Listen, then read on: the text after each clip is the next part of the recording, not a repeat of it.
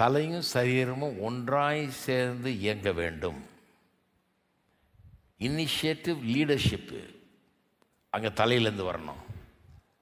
புருஷன் தான் தலை. ஆக்ஷன் செயல்பாடு கோஆர்டினேட்டடாக வரணும். ரெண்டு பேரும் சேர்ந்து அங்கே செயல்படணும். ஏன்னா சரீரமும் தலையும் ஒன்றாக இருக்குது. ஒருத்தர் சொல்கிறாரு, இந்த வீட்டில் அம்மா ராஜ்யம் தான் நடக்குது. அப்போ 2 ராஜ்யம் இருக்குது. அங்கே 2 ராஜ்யம் பிளவுபட்டுருச்சு. 2ஆக பிரிச்சுட்டாங்க. இந்தியா பாகிஸ்தான் மாதிரி. வீட்டுக்குள்ளே இந்தியா பாகிஸ்தான் இருந்தால் அப்படி இருக்கும். ஒன்றுக்கு ஒன்று எதிரி ஆகிட்டாங்க. அம்மா ராஜ்யம் நடக்குது, ஐயா ராஜ்யம் இங்கே கிடையாது, இங்கே ஒன்றும் பண்ண முடியாது. அந்த மாதிரி. அப்போ இல்லை, ஐயா ராஜ்யம் நடக்குது, அம்மாவுக்கு ஒன்றும் அங்கே சம்மந்தமே கிடையாது. இப்படிலாம் இருக்குது பாருங்கள். அவங்க தங்களுடைய ராஜ்யத்தை ஸ்தாபிக்க பார்க்குறாங்க. 2 பேரும் சேர்ந்தால் தான் ஒரு சரியான வெற்றிகரமான ஒரு ராஜ்யம்ங்கிறது விளங்குகிறது கிடையாது. புருஷன் மனைவிக்கு தலையாக இருக்கிறான்.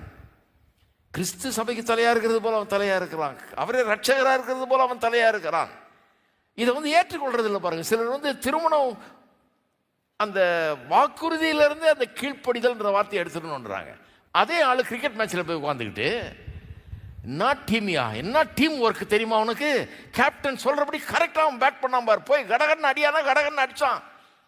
தோத்துட்டான்னா இவனுக்கு கோவம் பார். கடகன்னு அடிக்கிறதுக்கு பதிலாக அவன் ரெக்கார்டை கிரியேட் பண்ணுறதுக்காக அவன் அங்கே நின்றுக்கிட்டே லொட்டு வச்சுக்கிட்டு இருக்கிறான்.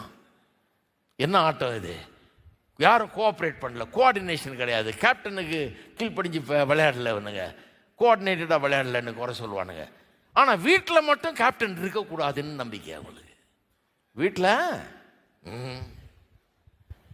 புருஷனாவது கேப்டனாவது இருக்கக்கூடாது.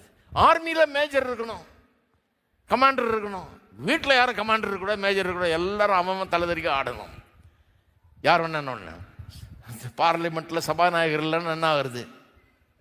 இந்த மாதிரி இதே ஆளுங்க கிரிக்கெட் மேட்ச்சில் போய் வேறு மாதிரி இருக்கிறாங்க, வீட்டில் வந்தால் வேறு மாதிரி இருக்கிறாங்க. வீட்டில் வேணான்றாங்க. புருஷன் நான் ஏற்றுக்க மாட்டேன் தலையா. டீமுக்கு மட்டும் கேப்டன் இருக்கணும், ஸ்கூலுக்கு பிரின்சிபால் இருக்கணும், ஆஃபீஸில் மேனேஜர் இருக்கணும். அதெல்லாம் ஓகே. அது என்ன இன்இக்வாலிட்டி? அது என்ன சமநிலை இல்லை?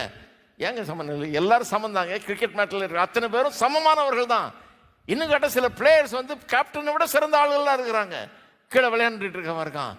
எல்லாரும் சமமாக தான் இருக்கிறாங்க. ஒரு பொறுப்பை ஒருத்தட்ட கொடுக்குறாங்க. ஏன்னா அப்போ தான் டீம் அவங்க இயங்க முடியும். அப்படி தான் கர்த்தர் புருஷனை மனைவிக்கு தலையாக்கி இருக்கிறார்.